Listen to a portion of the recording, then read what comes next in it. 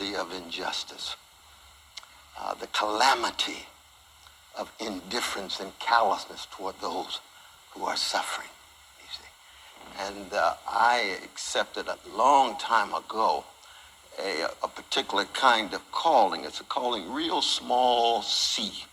Brother Skip and I have been wrestling with this since Yale in 1984, and Brother Bobo understands what I'm talking about too, because he's a black man, been wrestling with his sharp mind and sensibility as a social scientist.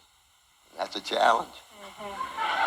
Social scientists. Yeah, because social science these days tends to want to hold at arm's length the catastrophic until the crisis is inescapable and only talk about the problem that we can solve right now incrementally. You say, oh, yes, okay, we got some problems, but you know what? There's never been a Negro problem in America. It's been a catastrophe visited on black people. Slavery wasn't a Negro problem. Jim Crow wasn't a Negro problem. New Jim Crow, not a Negro problem. I got a note from Brother Tef Poe. I don't know whether he made it here or not, but he's down in Ferguson. Same is true with Sister Bursell, my dear sister Derica. Ferguson not a problem. It's a catastrophe. There's human beings down there. There's precious folk down there. There's never been a woman's problem. No, it's a catastrophe.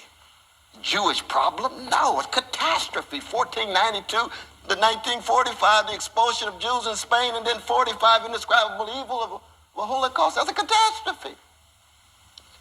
Palestinian problem. That's not a problem. The Israeli occupation is a catastrophe. You have to talk about it in those terms, even as you keep track. So that the practical is not reducible to just the instrumental and narrow sense. We talked about this in your classes. You see, it's not just reducible to the utilitarian. It's concerned about integrity too. But because it accents the future, it's about vision. It's about virtues. It's about values. Now, of course, these days, you know, you read the newspapers, New York Times, any other newspaper, so-and-so is pragmatic. What they mean is opportunistic. It's not the same thing at all. So define the difference. Opportunism is just seizing the next opportunity, usually not informed by a vision with short-term gain.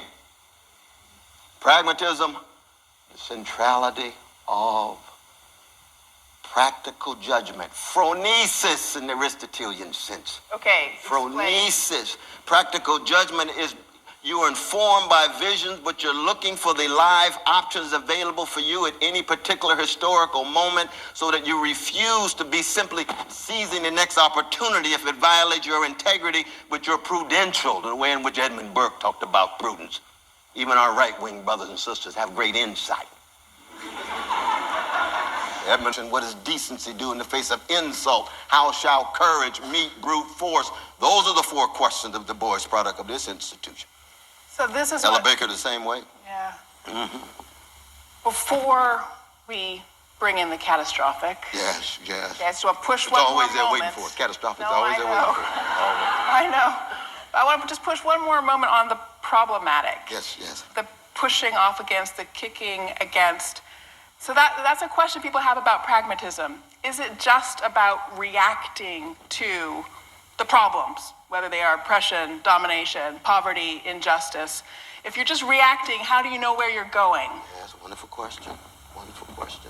You know, Dewey wrote a wonderful essay on American pragmatism where he said that this indigenous form of philosophical reflection in the U.S. empire is characteristic of ascribing mere metaphysical status to futurity, to the future, consequences, effects, so that the practical is not reducible to just the instrumental and narrow sense. We talked about this in your classes. You see, it's not just reducible to the utilitarian. It's concerned about integrity too.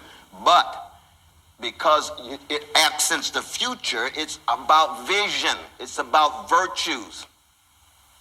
It's about values. Now, of course, these days, you know, you read the newspapers, New York Times, any other newspaper, so-and-so is pragmatic. What they mean is opportunistic.